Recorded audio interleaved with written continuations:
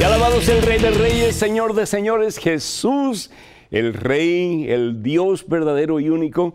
Bendito sea por siempre su Alteza, bendito sea por siempre ese que es vida, esperanza, salvación eterna, que es Jesucristo. ¿Qué tal, queridos hermanos y amigos? Y qué júbilo, qué alegría estar con ustedes una vez más en este su programa Conozca Primero su Fe Católica. Soy el Padre Pedro Núñez.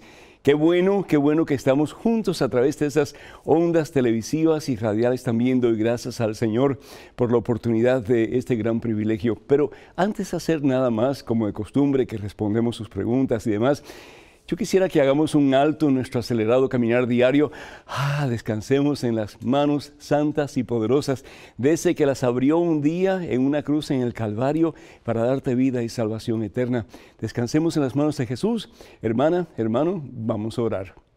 Padre Santo, Padre misericordioso, Padre bueno, Padre amantísimo, gracias, oh Dios, porque nuestra vida tiene sentido, Señor. Porque nuestra vida tiene razón de ser a medida que vivimos nuestra vida para ti, Señor. A medida que podemos decir como María Santísima, aquí está tu esclava, Señor. Aquí está tu esclavo.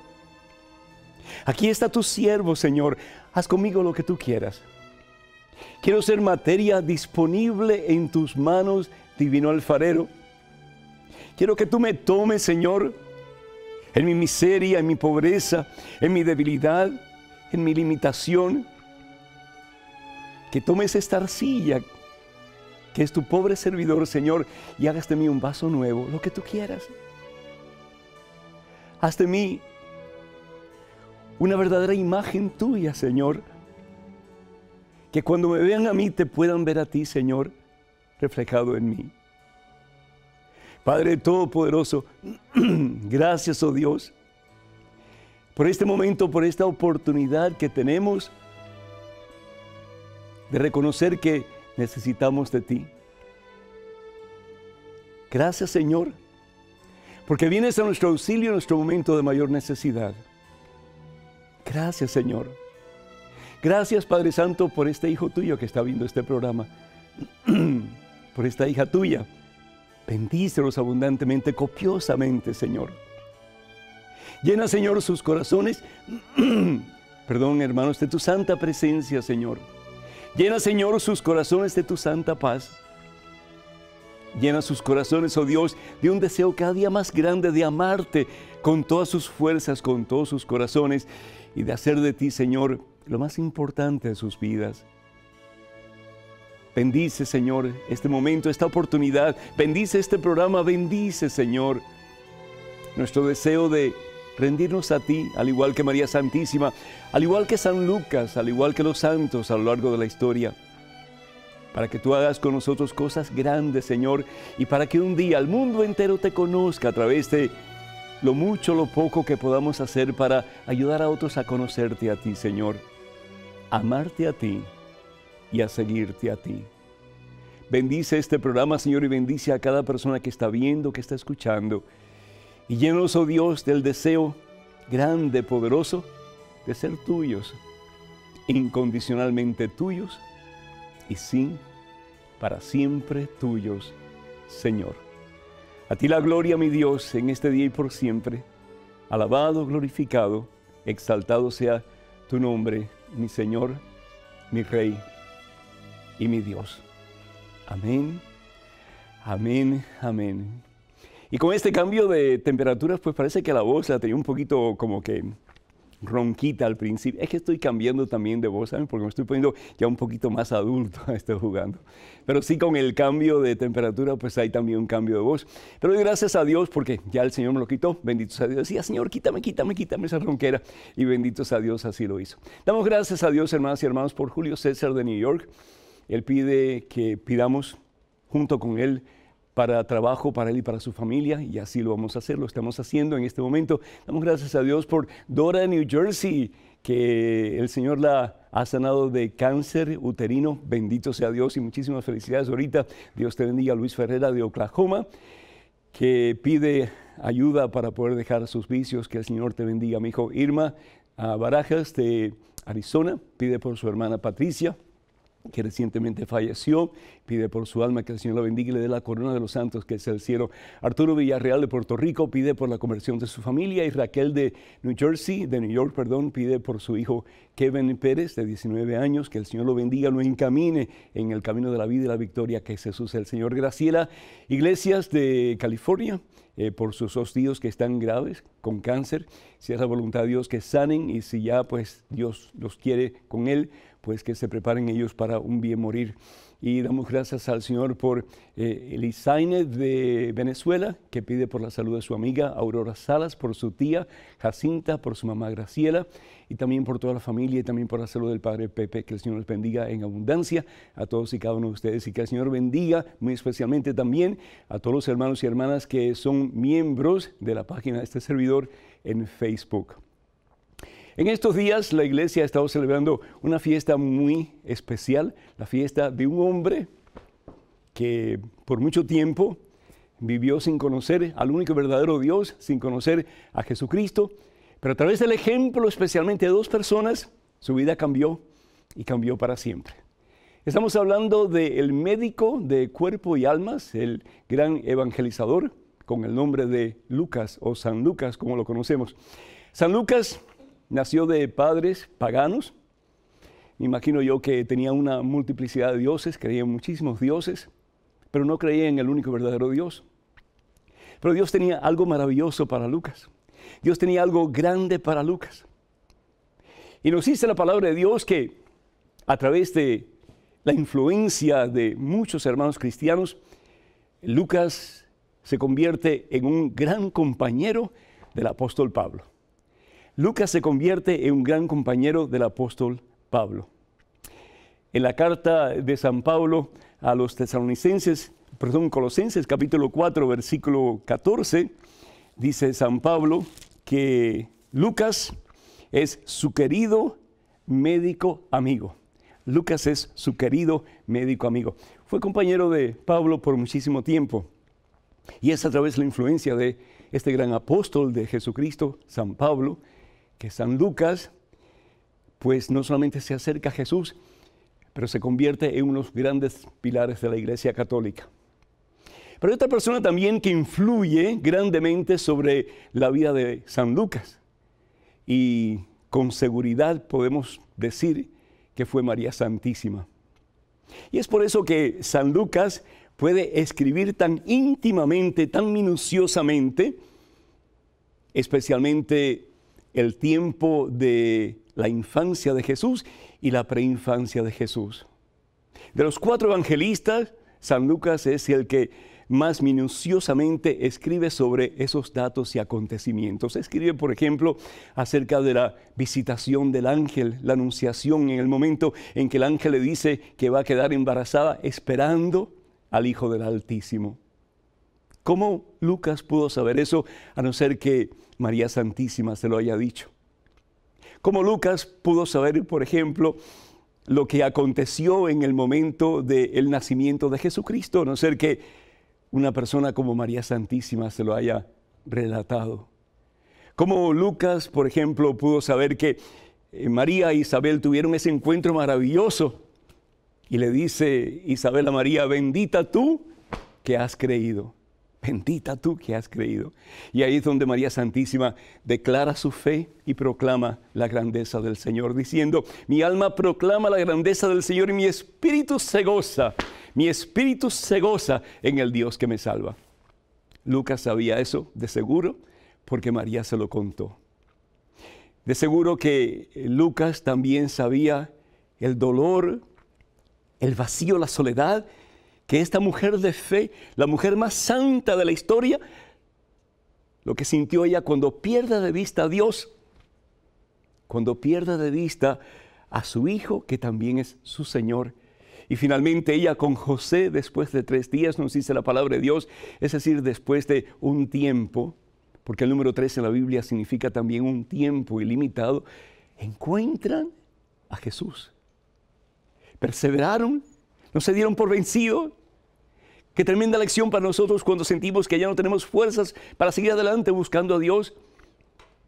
Ellos no se dieron por vencidos, no tiraron la toalla, no se desanimaron, No perdieron la visión de que un día iban a encontrar a ese tesoro maravilloso que quien lo tiene todo y nada le falta, que es Jesucristo. Y finalmente lo encuentran. Y como hemos dicho anteriormente en este programa, donde a Dios siempre se le va a encontrar es en el templo.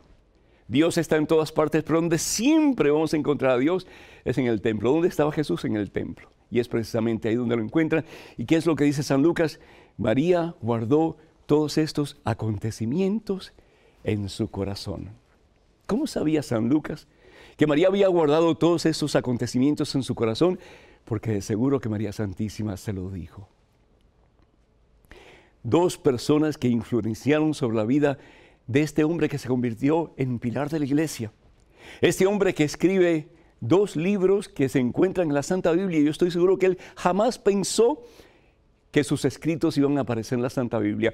Los Hechos de los Apóstoles, que al fin y al cabo es la historia de la iglesia primitiva. Y el tercer evangelio, que es el Evangelio según San Lucas. Un hombre que había sido de extracto pagano, un hombre que no creía en el único verdadero Dios, un hombre que no tenía concepto de Jesucristo, que nunca conoció a Jesús personalmente, pero que a través del apóstol Pablo y a través de María Santísima, no solamente llega a tener una relación personal con Jesucristo, pero llega a amar a Jesús a tal punto, a tal extremo, que su vida la entrega por amor a Jesús, hasta el punto de darla en martirio total y completamente sin reservas. Lo que una persona puede hacer para influenciar para bien a otra persona.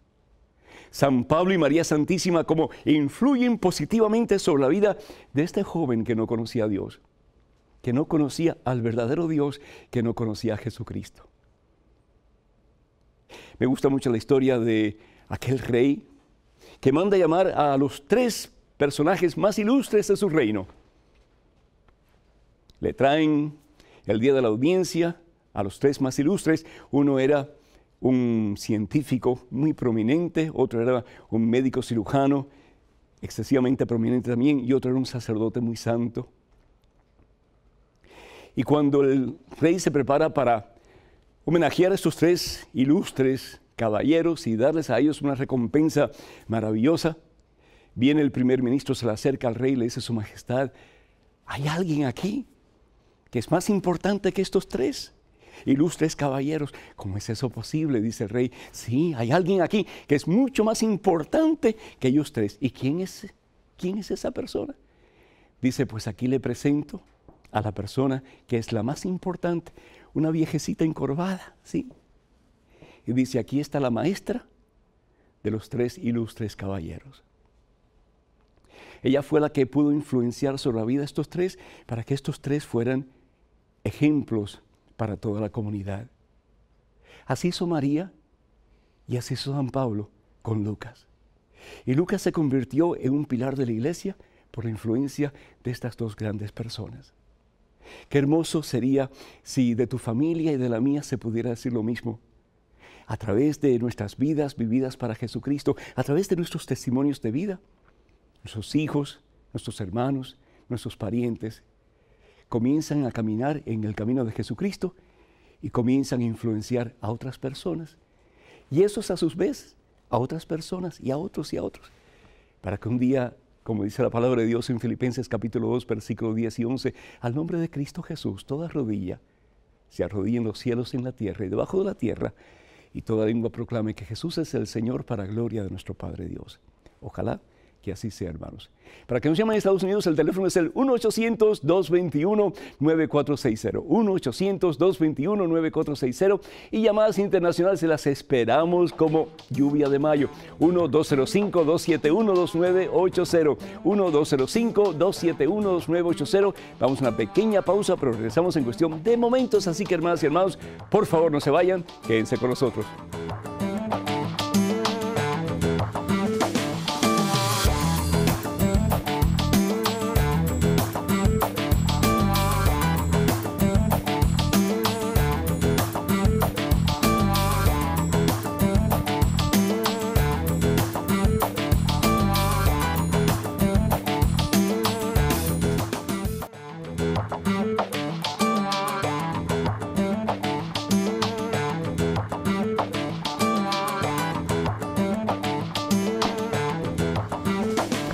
damos gracias al Señor porque, aunque ustedes no lo pueden ver, pero tenemos una enorme pues bien especial audiencia con nosotros en el día de hoy.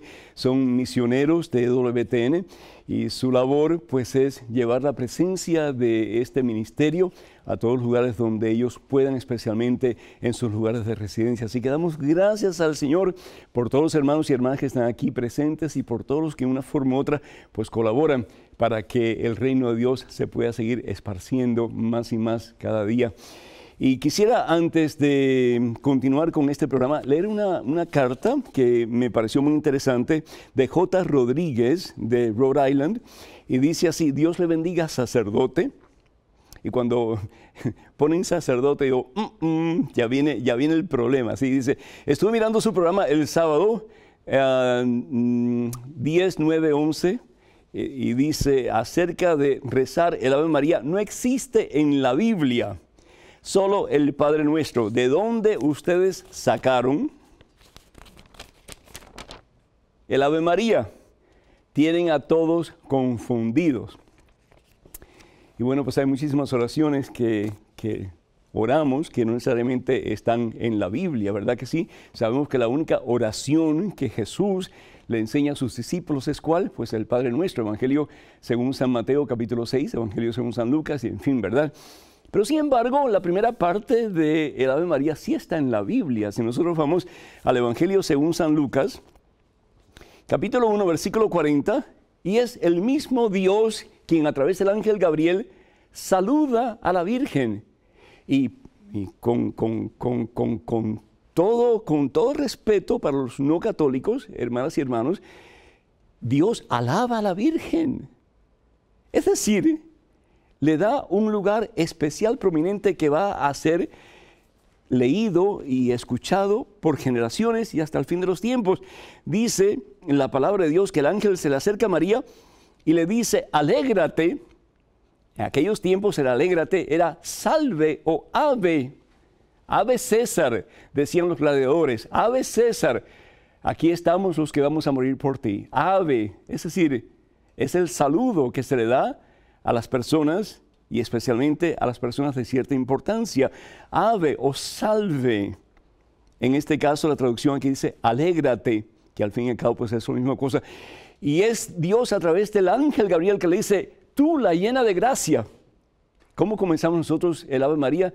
Dios te salve, María, llena de gracia. Y dice: el Señor está contigo.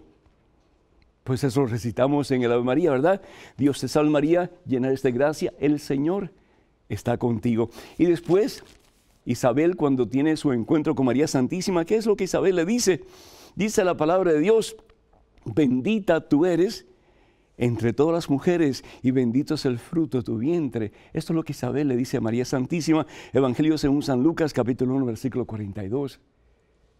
Tenemos que estudiar un poquito más la Biblia, hermanos y hermanas. Dice la palabra de Dios: mi pueblo perece por falta de conocimiento. Y a veces decimos cosas y las decimos con una como que certeza, como si esto fuera verdad escrita por el mismo Señor.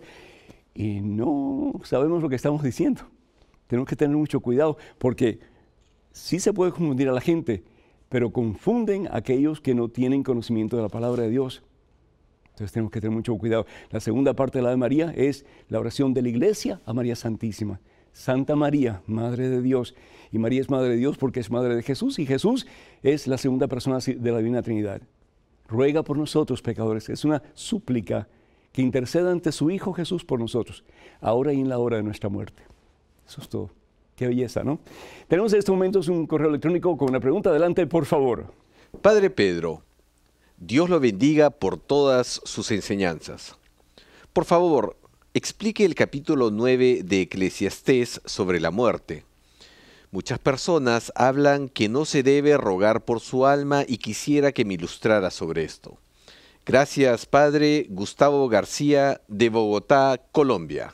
Gustavo, yo no sé de dónde tú sacas que no se puede orar por los muertos. Es decir, esta es una tradición cristiana desde el principio de la cristiandad. Más aún, en el Antiguo Testamento, en el segundo libro de Macabeos, capítulo capítulo 12, versículos 43 y 44, precisamente los macabeos oran por aquellos que han fallecido en la batalla. Y dice la palabra de Dios que mandaron a Jerusalén a ofrecer un sacrificio por el pecado de estas personas, es decir, para que Dios los perdonara. Y no estamos hablando en este caso de pecados mortal, porque ya cuando hay un pecado mortal y la persona entra en juicio, pues ya no hay vuelta de ojo. Pero sin embargo, acuérdense que Dios es el eterno presente. Y lo que uno hace aquí, si nosotros oramos por esta persona aquí, este presente es el mismo presente que este, porque el pasado y el futuro de Dios es el presente. Yahvé, yo soy el que soy. Entonces, cuando nosotros, por ejemplo, ofrecemos, en el caso de nosotros como cristianos católicos, el sacrificio de la Santa Misa, que es el sacrificio, es decir, que es la oración más perfecta que podemos ofrecerle a Dios, porque es el mismo Jesús quien se ofrece como vía expiatoria por nuestros pecados al Padre. Eso tiene una gracia santificante. Y la persona que muere hace 20 años, 30 años atrás, recibe la gracia santificante, es decir, el poder de Dios para antes de morir, hacer las paces con Dios y poder entregar su alma al Señor Jesucristo. En este caso dice la palabra de Dios, era un gasto muy bello y noble, motivado por el convencimiento de la resurrección. Ya ellos creían en la vida después de esta vida, es decir, en la resurrección. Es un concepto que se va a ir como que desarrollando con el tiempo. Dice, porque si no hubieran creído, que los que habían caído resucitarían, hubiera sido inútil y ridículo orar por los muertos. En el libro de Eclesiastés, el autor, acuérdense, es un autor judío, es un hombre que pues no tiene un concepto claro de la resurrección. El concepto claro de la resurrección lo vamos a tener con Jesucristo, el que dice en el Evangelio según San Juan, capítulo 11, versículo 35, yo soy la resurrección y la vida, el que cree en mí, aunque muera, vivirá para siempre. En este caso, en el libro de Eclesiastés, el autor, pues que escribe unos 3 siglos antes de Jesucristo, todavía no tiene un concepto claro de Jesús, pero acuérdense que la Biblia es todo un diario de fe de la experiencia del pueblo, que comienza con el pueblo judío y concluye con el pueblo cristiano. ¿Qué es lo que le interesa al autor del libro de Eclesiastés? 3 cosas primordialmente. Primero, el hacer conciencia de que la vida es un soplo, como una paja que se la lleva el viento. Hoy estamos y mañana ya no estamos. Lo otro que le interesa al autor del libro de Eclesiastés es que para justos y pecadores hay sufrimiento. Nadie, pero nadie se escapa. Todos tenemos que pasar por sufrimiento. Y tercero, que al fin y al cabo lo que importa es el sol. El sol es el símbolo de Dios en la vida del ser humano, porque ese es eterno.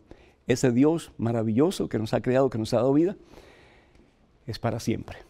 Y al fin y al cabo, pues eso es lo que contiene el mensaje del libro de Eclesiastés y nada tiene que ver con no rezar por los muertos. En estos momentos tenemos otra pregunta interesante. Adelante, por favor. Querido Padre Pedro, soy católico, participo en actividades pro vida de la Iglesia y en otras con amigos ecologistas.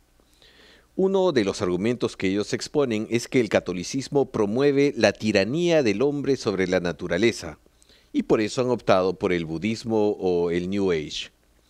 Los sacrificios bíblicos de animales y la acción de Cristo secando la higuera los molesta muchísimo. Confieso que a mí también se me generan dudas.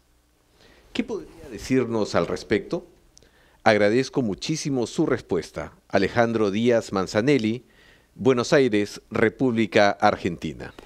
Alejandro, muchísimas gracias, que el Señor te bendiga. Qué pena que tus amigos, por desafortunadamente ignorancia de la palabra de Dios, ignorancia de las enseñanzas de la Iglesia Católica, usen una palabra tan déspota como tiranía para hablar precisamente de Dios, para hablar de Dios. En el libro de Génesis capítulo 1, versículo 28.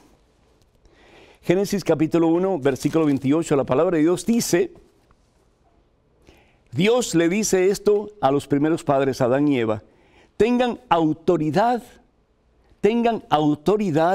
sobre los peces del mar, sobre las aves del cielo y sobre todo ser viviente que se mueve sobre la tierra. Autoridad. Y autoridad, Alejandro, no implica poner la bota encima de la persona. No implica poner la bota sobre la creación. No implica el dominar cruelmente a todo lo que hay a nuestro alrededor. Si así pensamos, estamos muy mal, porque ese no es el pensar de Dios. Ese no es el sentir de Dios. ¿Qué significa autoridad? La palabra autoridad viene de autor. El que saca de la otra persona o del otro ser, cualquiera que sea el ser, lo mejor que pueda haber en ese ser. Cuando Jesús habla con autoridad a Pedro y le dice, dejarás de ser pescador en el mar de Galilea y te convertirás en pescador de hombres, está hablando con autoridad porque está sacando de Pedro lo mejor que hay en Pedro. Cuando Jesús le dice a sus discípulos, vayan y bauticen y sepan que yo estoy con ustedes siempre hasta el final de los tiempos, les está hablando con autoridad, pero les está sacando lo mejor que hay en ellos para que ellos tengan lo mejor de sí mismos. Jesús es el autor de la vida y es el autor de lo mejor que hay en cada uno de nosotros. Él habla con autoridad. Él exige con autoridad, porque al fin y al cabo todo lo que Él exige, todo lo que Él pide, todo lo que Él demanda, todo lo que Él quiere, es siempre para nuestro bien. Cuando Dios le da autoridad al ser humano sobre toda la creación, es para que la cuide, no para que la destruya. Desafortunadamente, la palabra de Dios nos habla claramente de aquellas personas que entienden a medias el mensaje del Señor y lo critican como tus amigos. Dice la palabra de Dios, Efesios capítulo 4, versículo 14,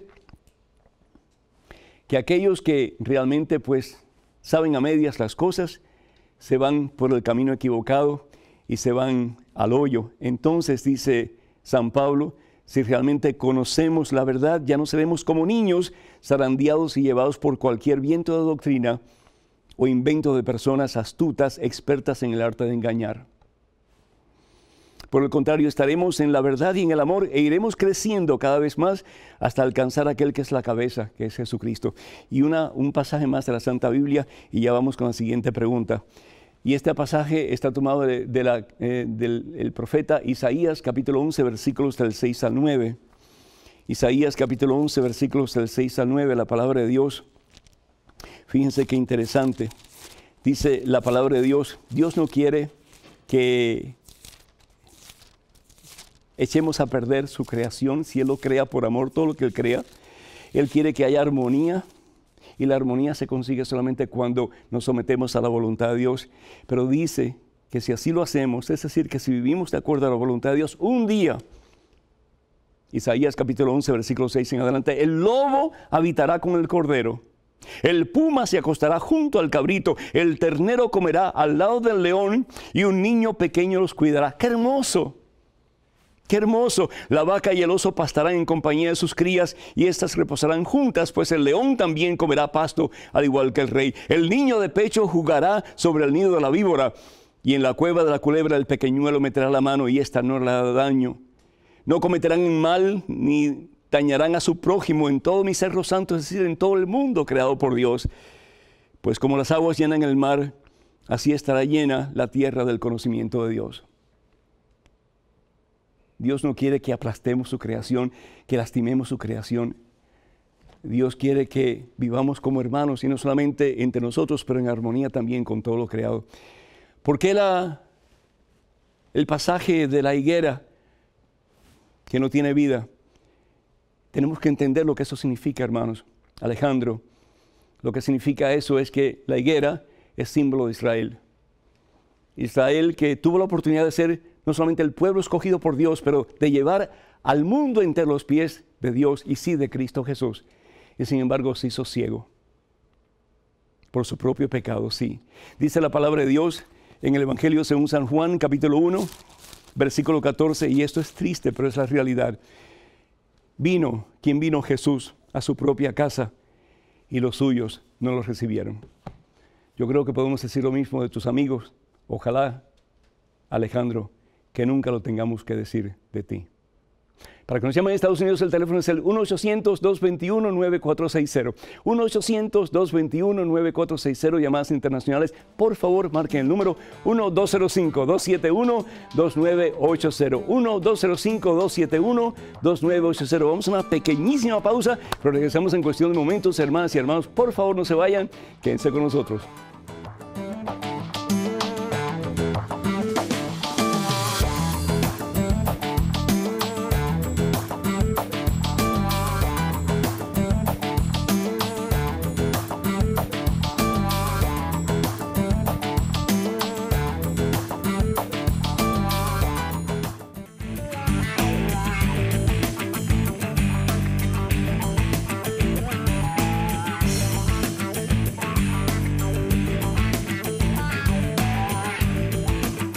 Y bienvenidos, hermanos, a este programa Conozca Primero su Fe Católica. Soy el Padre Pedro Núñez y en estos momentos vamos a recibir una llamada de Carlos desde Boston.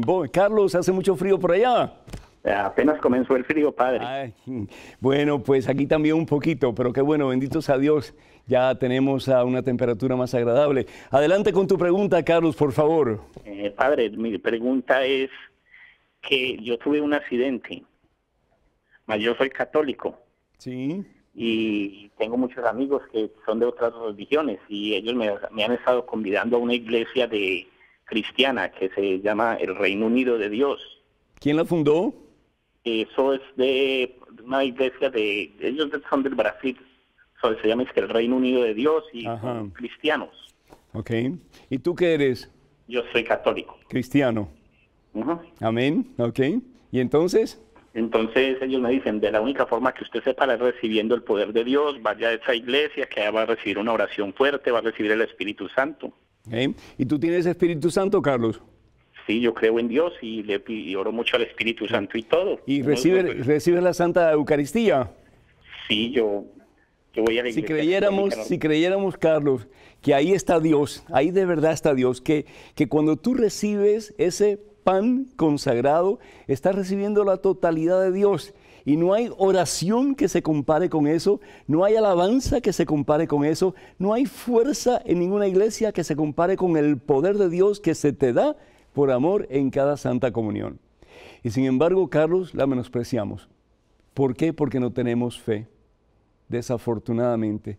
¿Qué hacer, Carlos? Y creo que ya te fuiste al aire, no sé, pero de todas maneras, ¿qué hacer, hermano? Y yo sé que hay momentos de desesperación, hay momentos en que uno, pues cualquier cosa que me recetan, pues ahí me voy. Tenemos que tener mucho cuidado, porque Satanás es espíritu de división. Jesús bien lo dice, en casa dividida entra Satanás y destruye. Y una de las cosas que pide el Señor y que estamos en terrible desobediencia como cristianos, seamos católicos, protestantes, evangélicos, que estamos todos desunidos. Todos desunidos. ¿Qué es lo que dice el Señor en el Evangelio según San Juan, capítulo 17, versículo 21? Padre, que todos sean uno, como tú y yo somos uno. Entonces el mundo creerá que tú me has enviado. ¿Por qué el mundo no cree en Jesucristo? Porque estamos todos unidos. Pero el Señor promete algo maravilloso y tenemos que luchar por eso, Carlos. Un día habrá un solo rebaño y un solo pastor.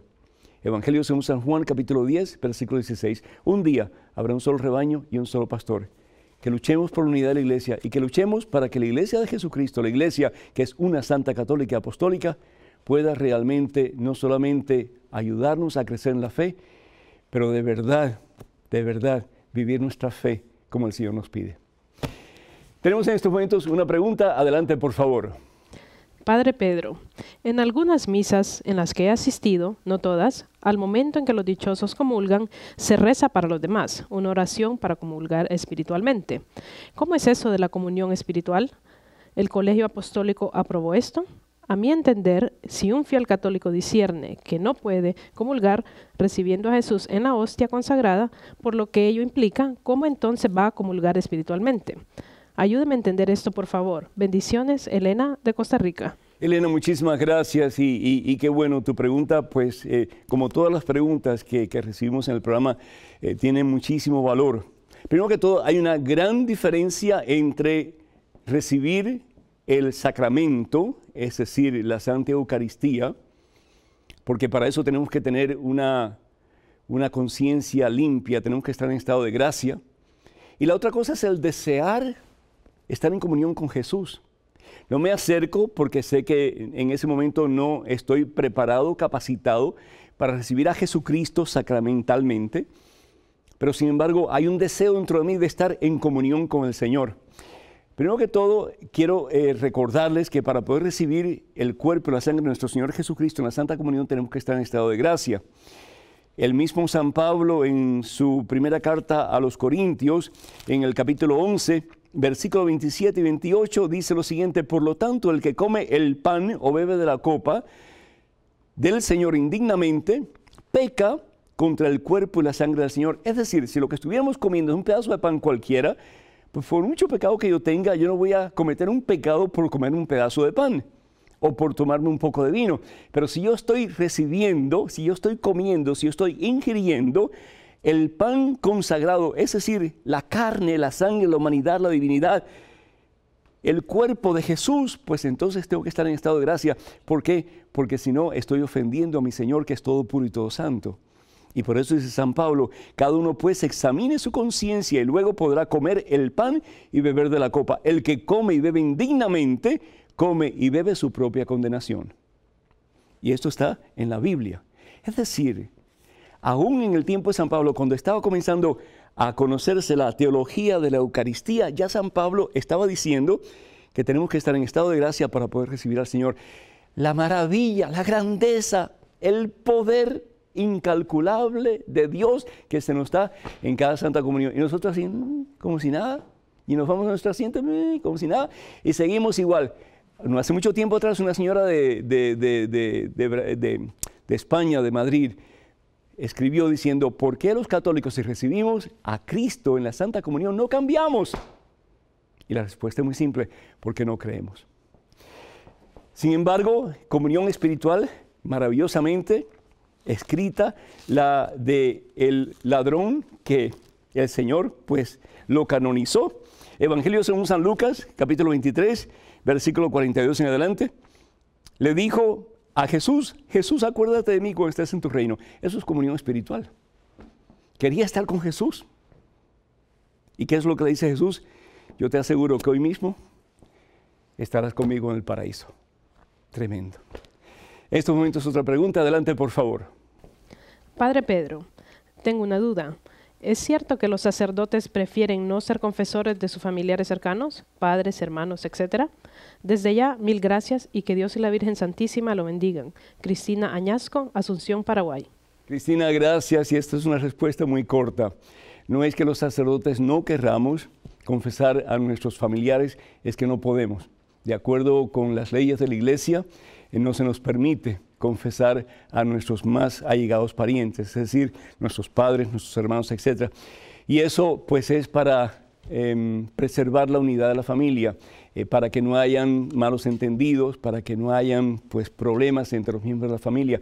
Aunque el sacerdote nunca puede ser juez del penitente, porque el único juez es el Señor, el sacerdote solamente es instrumento de reconciliación, pero para evitar, pues entonces la Iglesia prohíbe que nosotros pues podamos confesar a nuestros más allegados parientes.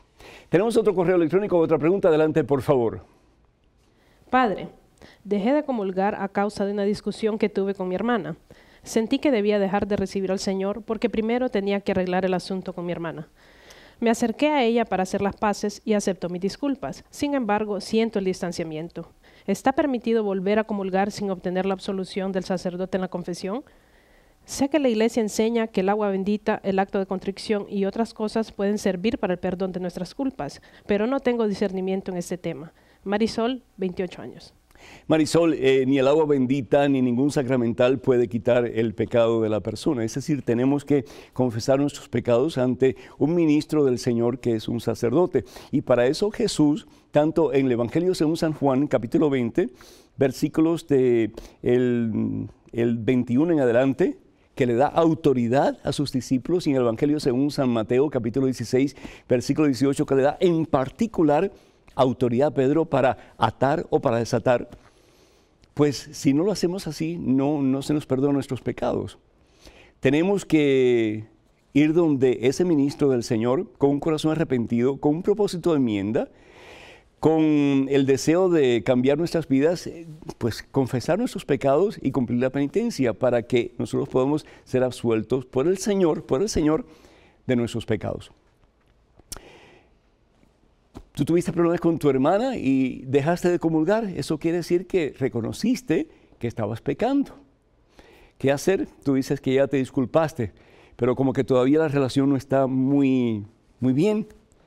Yo te aconsejo que sigas trabajando para que esa relación sea cada vez mejor. Y ya tal vez no pidiendo disculpas, pero haciendo cosas para contrarrestar el daño que hiciste, de lo que se refiere a tu parte, ¿verdad?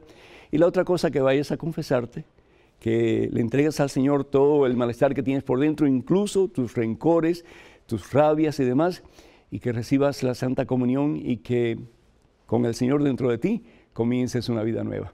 Para que nos llamen a Estados Unidos, el teléfono es el 1-800-221-9460 y esperamos sus llamadas. 1-800-221-9460. Llamadas internacionales, marquen por favor el número 1-205-271-2980. 1-205-271-2980. Vamos a una pequeñísima pausa, pero regresamos en cuestión de momentos. Hermanas y hermanos, por favor no se vayan, quédense con nosotros.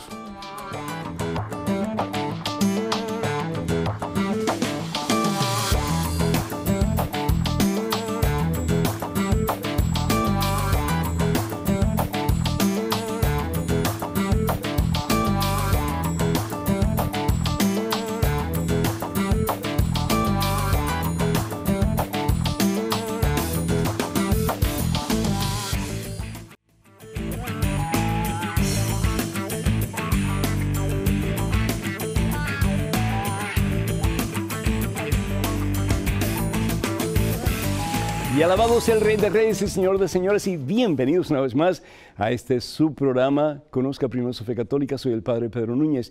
Tenemos desde California a Candy. Candy, ¿me escuchas? Sí, Padre, buenas tardes. Muy buenas tardes, Candy. El Señor te bendice. Adelante, por favor. Amén, Padre, a usted también. Gracias. Adelante, Candy.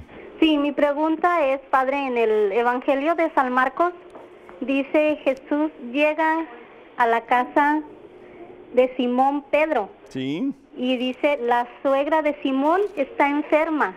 Sí. Mi pregunta es, ¿estaba San Pedro casado? Claro, claro. Lo que no sabemos si tenía esposa en el momento que Jesús lo llama. Si vamos al Evangelio según San Lucas, en el capítulo 5, vemos como Jesús hace esa llamada a Simón Barjona y le dice, desde este momento vas a ser pescador de hombres. No sabemos si la esposa vivía o no, la Biblia no lo menciona. Lo que sí menciona es la suegra. Entonces, asumimos que un tiempo de su vida estuvo casado. Si estuvo casado cuando Jesús lo llama, lo más probable que no, porque él deja todo, dice la palabra de Dios en el Evangelio según San Lucas, para seguir a Jesús. Y hubiera sido un poco irresponsable de parte de Simón Barjona o de Pedro, el haber dejado pues a su familia, especialmente a su esposa, y si tenía hijos, pues a sus hijos también, para seguir tras de Jesús. Dice la palabra de Dios, versículo 11, capítulo 5 del Evangelio según San Lucas: enseguida llevaron sus barcas a tierra, lo dejaron todo y siguieron a Jesús. Así que asumimos, primero que todo, que Jesús no va a permitir algo irresponsable de parte de ninguno de sus seguidores. Y segundo, que dado el hecho de que Pedro pues en esos momentos lo deja todo para nosotros, pues quiere decir que no tenía esposa en ese momento y por lo tanto era libre de seguir al Maestro y al Señor. En estos momentos tenemos otra llamada de Carmen de Puerto Rico, y la pregunta de Carmen es ¿por qué se puede comulgar en pecado venial pero no se puede comulgar en pecado mortal? Pues Carmen, es muy sencillo. Los teólogos en la iglesia dividen la gravedad del acto pecaminoso, es decir, entre el pecado venial y el pecado mortal. El pecado venial es una falta, es una desobediencia a Dios, pero no mata la presencia de Dios en nosotros. El pecado mortal, por eso se llama mortal, porque da muerte a la presencia de Dios en nosotros, es decir, expulsamos a Dios de nuestra vida y dándole la espalda a Dios le damos el corazón a Satanás. Y por eso en pecado mortal, es decir, no podemos comulgar, porque al fin y al cabo el pecado y la gracia no pueden cohabitar. En estos momentos otro correo electrónico. Adelante, por favor. Hola, querido Padre Pedro. Diosito no se cansa de uno. Ay, Padrecito, ¿por qué uno se complica tanto la vida? Me despido. Por favor, ore mucho, pero mucho por mí, para que haga la voluntad de nuestro Señor. Bendiciones, Fabiola de Chile. Amén, Fabiola, el Señor te bendiga y Diosito no se cansa de nosotros. Imagínate si Diosito dejara de pensar por un instante de nosotros, dejaríamos de existir. Diosito constantemente está pensando en nosotros, Diosito constantemente está amando a sus hijos, Diosito constantemente está llamándonos para entrar en una relación más íntima, estrecha con Él. Y de ahí Jesús en el Evangelio según San Mateo, capítulo 11, versículos 28 y 29, vengan a mí ustedes que están cansados y agobiados y yo los haré descansar. Ese es el deseo de Dios, que podamos entrar en íntima comunión con Él y en íntima comunión con Él para siempre. Por eso el Salmo 121. En el versículo 5 en adelante dice, el Señor es tu guardián y tu sombra, es tu sombra. Yo estoy viendo mi sombra aquí reflejada a través de las luces que hay en este estudio y para donde yo me muevo se mueve la sombra, para donde yo me muevo se mueve la sombra también. Y dice, continúa el Salmo diciendo, te preserva el Señor de todo mal, Él guarda tu alma, Él te guarda al salir y al regresar, ahora y por siempre. Qué hermoso si tú y yo pudiéramos amar a Dios con la misma intensidad con que Dios nos ama a cada uno de nosotros. Y qué hermoso si al amar a Dios más y más pudiéramos influenciar a otros como María y Pablo influenciaron en la vida de Lucas para que Lucas se convirtiera en un gran santo para la gloria de Dios, que nosotros también pudiéramos influenciar a nuestros hijos, a nuestros hermanos, a nuestros parientes, para que ellos un día también doblen rodillas al nombre de Jesús y le proclamen Señor. Ojalá que sí, ¿verdad? Ojalá que sí. Dios no se cansa. Ojalá que nosotros nunca nos cansemos de Dios, por el contrario. Tenemos muchísimas llamadas, entre ellas Fernando, de 10 años, de Plano, Texas. Y yo tuve la oportunidad de hablar con Fernando y Fernando, muchísimas gracias. 10 años, imagínense ustedes, hermanos. Tenemos una cantidad de niños, de niñas, mirando este programa increíble. Pregunta si es cierto que Judas el traidor se ahorcó. Si es cierto. En el Evangelio según San Mateo, capítulo 27, vemos cómo Judas no se puede perdonar a sí mismo y se ahorca. Hay un problema muy grande en la vida del ser humano, que a pesar de que recibe el perdón de Dios cuando vamos a la confesión, muchas veces nosotros no somos capaces de perdonarnos y como resultado pues seguimos viviendo en la miseria de nuestras propias acciones. Y la otra pregunta es, dice que tiene mucho coraje con su papá porque abandonó a su mamá. ¿Qué puede decirle a su papá? Dice que se mete en problemas porque le dice cosas groseras a su papá y por supuesto pues a su papá no le gusta. Y como te dije, Fernando, pues yo te invito para que pongas en práctica lo que el Señor Jesús nos dice en el Evangelio según San Mateo capítulo 6 y lo que el Señor nos dice en su Evangelio capítulo 6 es algo que si ponemos en práctica vamos a de verdad ser felices. Y lo que dice el Señor es lo siguiente, y es que debemos de orar por nuestros perseguidores y debemos de amarlos. Dice, yo les digo, amen a sus enemigos y recen por sus perseguidores. Si tú comienzas a orar por tu papá, y si tú comienzas a amar a tu papá, es decir, desearle el bien y ayudarlo en todo lo que tú puedas, en vez de apuntar con el dedo y criticarlo, yo creo que tu papá un día no muy lejano va a venir a los pies de Cristo Jesús y, ¿por qué no?, va a regresar a tu hogar y va a regresar a tu mamá también y a ti. Silvia Cruz de San Juan, Puerto Rico, dice que en el credo se dice juzgar a vivos y muertos, pero en otro evangelio, y se refiere al evangelio según San Marcos capítulo 12, que dice que Jesús es un Dios de vivos. Definitivamente Dios es un Dios de vivos y eso lo dice el mismo Jesús. Es decir, los muertos están vivos. ¿Por qué? Porque Dios es un Dios de vivos. Pero lo que se refiere el credo es, vendrá a juzgar a vivos y muertos, es decir, a los que no han muerto todavía, no han experimentado la muerte, y a los que ya pasaron por la puerta de la muerte y están en la presencia de Dios para ser juzgados. Así que Dios es Dios de todo lo creado y pues definitivamente de aquellos que están vivos al fin de los tiempos y los que ya pasaron de la vida a la muerte y a la vida eterna. Rodolfo Solórzano de Houston dice que él le dice a las personas con quien les habla que a la Virgen no se le alaba y que lo tildan de protestante. Rodolfo, pues como bien tú escuchaste al principio del programa, que hablamos acerca del Señor que a través del ángel Gabriel alaba a María Santísima. Es decir, tenemos que tener claro que el alabar no significa adorar solamente a Dios. Adorar significa poner a Dios en su lugar, y es el lugar más alto donde no hay nada ni nadie más alto que Él. Él es Dios. Pero se alaba a una persona cuando se le felicita por algo bien hecho. Se alaba a una persona cuando se le aprecia delante de un público, se le dice, hiciste muy bien, etc. Entonces, alabar a la Virgen definitivamente, pero dándole su lugar como criatura, no como Dios ni como una semidiosa. Es decir, como la mujer que en todo momento fue capaz de hacer única y exclusivamente la santa voluntad de Dios. Melida de New York dice que está muy agradecida con el Padre Pedro. Muchísimas gracias, Melida, que ella asistía a otra iglesia no católica antes y que ahora está en la iglesia católica y quiere saber algo acerca de lo que la Biblia dice sobre las imágenes. Yo te invito para que vayas al libro de Éxodo capítulo 25, versículo 18, donde el Señor le exige a Moisés que haga 2 querubines de oro macizo, es decir, 2 imágenes, y las ponga una a cada lado de la alianza, de la arca de la alianza. Y el libro de Números, capítulo 21, versículos del 6 al 8, donde el Señor le dice a Moisés que haga una estatua, es decir, una imagen de una serpiente, y que todos aquellos que miren la serpiente sanarán. Les pido que oren por nosotros. Vamos para Tierra Santa ya este fin de semana. Vamos a estar en Tierra Santa y en Egipto, y doy gracias a Dios por esa oportunidad. También les recuerdo que el día 5 de noviembre vamos a tener un día de sanación, de milagros y de gloria de Dios en la iglesia de San Lorenzo el Mártir en Nueva Orleans, Luisiana. Los invitamos a todos.